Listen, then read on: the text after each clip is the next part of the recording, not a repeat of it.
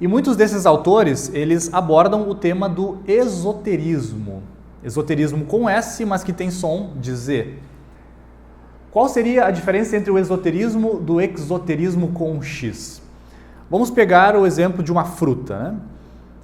Se nós olharmos o aspecto exterior da fruta, a superfície, a cor dela, esse é o aspecto superficial.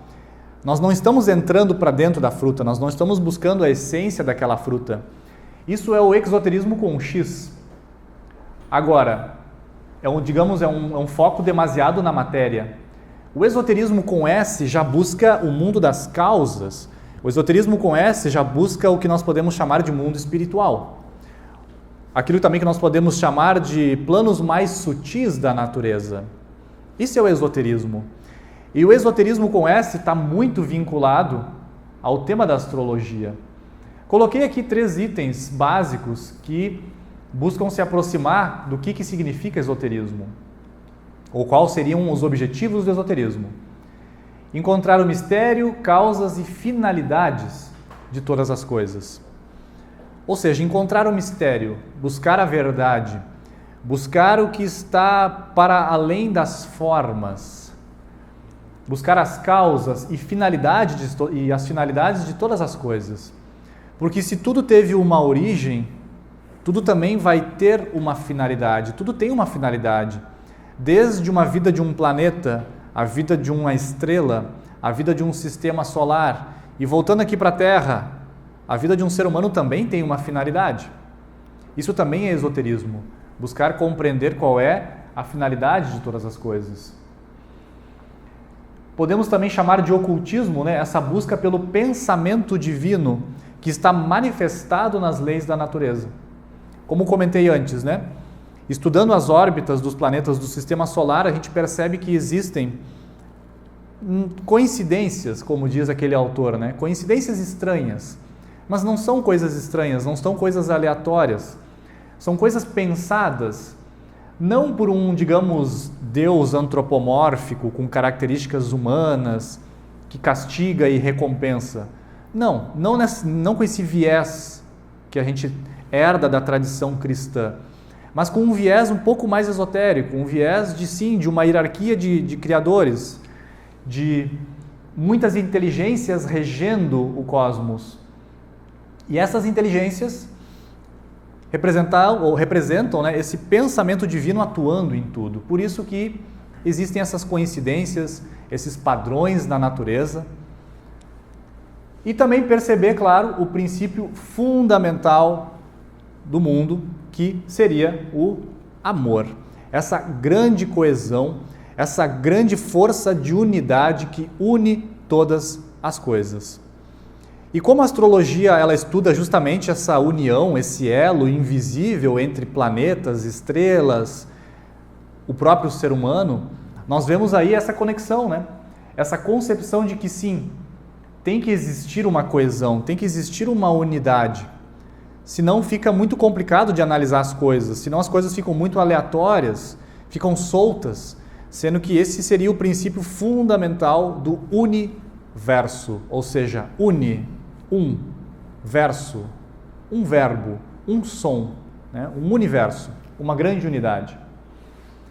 E aqui está uma frase de Helena Blavatsky, de uma das suas obras que causaram muita polêmica no século XIX. Pitágoras ensinava a seus discípulos que Deus é a mente universal difundida através de todas as coisas. Então, o que nós percebemos aí? Nós percebemos essas concepções filosóficas, esotéricas, né, da filosofia esotérica, um pouco diferente dessa coisa que nós herdamos aqui no Ocidente, de uma ideia, por exemplo, de um Deus com características humanas. Nós temos aqui a ideia de Pitágoras, que ele traz do Oriente, que é a ideia da emanação, ao contrário da ideia da criação, né, do criacionismo. Seria mais uma ideia de uma emanação de coisas surgindo desse grande mistério que está para além de todas as coisas, esse mistério absoluto, essa causa sem causa, que nós nem temos como definir o que seria, como seria. E na medida que a gente tenta definir o que é esse mistério dos mistérios, a gente se afasta cada vez mais dessa grande verdade absoluta. E eu também busquei trazer um pouco dos princípios herméticos para esse curso aqui. Talvez não fale de todos, mas trago aqui o princípio do mentalismo, ou seja, o todo é mente, o universo é mental. Sim, o universo seria mental, sim, mas não que o universo seja unicamente um pensamento ou uma grande mente. O universo é físico, é energético, é plano emocional, é plano astral, é plano mental, mas também existiriam outras camadas que nós sintetizamos como plano espiritual. Agora, a experiência humana, sim, é mental. Nós nos diferenciamos dos minerais, dos vegetais e dos animais porque nós temos já uma ferramenta, nós temos um corpo que nós podemos chamar de corpo mental. E é esse corpo mental que vai enxergar as coisas e vai perceber as coisas de forma mental. Então a percepção do ser humano das coisas, ela é mental, porque é a nossa atual experiência. Então trago aqui um dos princípios herméticos, que estão presentes numa obra que hoje nós teríamos somente pequenos resquícios, que é o Kybalion ou Kybalion, que seria muito mais extenso, mas chega até nós alguns fragmentos. Podemos também definir a astrologia como ciência do karma. Comentamos já antes, né? Todo ser humano, planeta, um sistema solar, uma galáxia, tudo está regido por uma lei de causa e efeito que nós podemos chamar de lei do karma. Como nós comentamos antes, seria uma lei cósmica, uma lei da natureza. E a astrologia pode ser definida também como uma ciência do karma, uma ciência que estuda essas causas e esses efeitos. E não só o que a pessoa traz de uma vida anterior ou de vidas anteriores, mas também o que ela vai experienciando nessa vida e também, de uma certa forma, o que ela já vai plantando para próximas experiências. Mas aí nós já entramos num campo em que é um grande campo do mistério, porque o ser humano já não tem grande compreensão dessas coisas que virão para o futuro. Agora, a astrologia busca ajudar o ser humano a compreender o que nós estamos vivendo agora. De acordo com a posição dos astros, qual é a minha experiência atual? O que eu preciso aprender neste momento? Qual é a área da vida que está sendo ativada agora? O que eu preciso reordenar? O que eu preciso reestruturar? O que eu preciso tomar consciência? E assim por diante. E é muito importante ter claro isso aqui, né? O karma, ele se vale dos astros para expressar-se. Então, essa lei da natureza, ela se manifesta através dos astros, como se fossem energias que chegam até nós e que se manifestam aqui, nos acontecimentos de uma nação, de um planeta, nos acontecimentos na vida de uma pessoa. Então, o karma, ele se vale destes grandes filtros.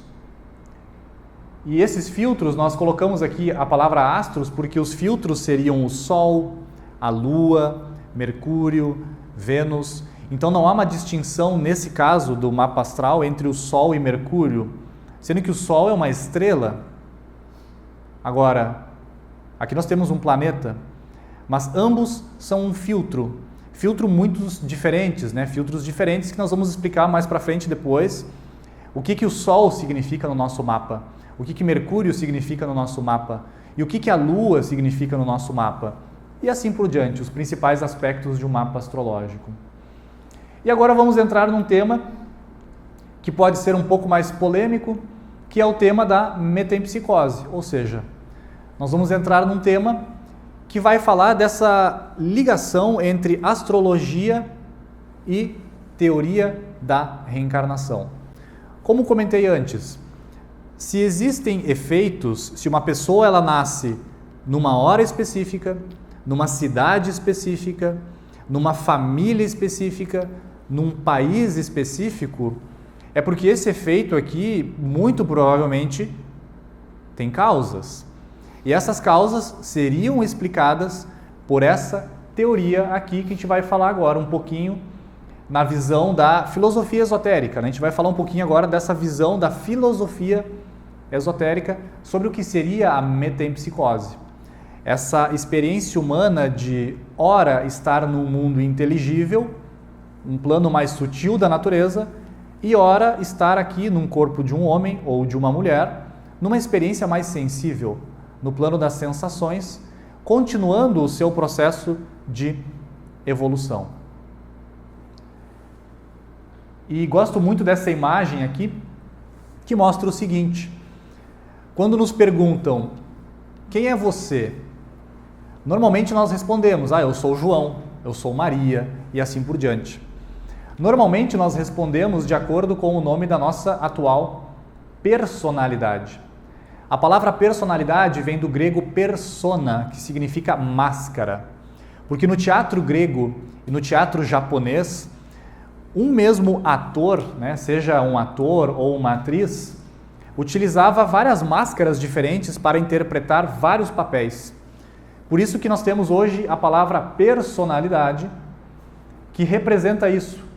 Essa máscara que este ator aqui, que nós podemos chamar de espírito, podemos chamar de alma imortal, podemos chamar de eu quântico, podemos chamar de eu sou, podemos chamar de essência humana, podemos usar aí várias nomenclaturas para definir este ator que se utiliza de várias personalidades na busca de uma grande verdade, na busca dessa dimensão mais espiritual da vida, ou em outras palavras, nesse retorno a uma unidade perdida.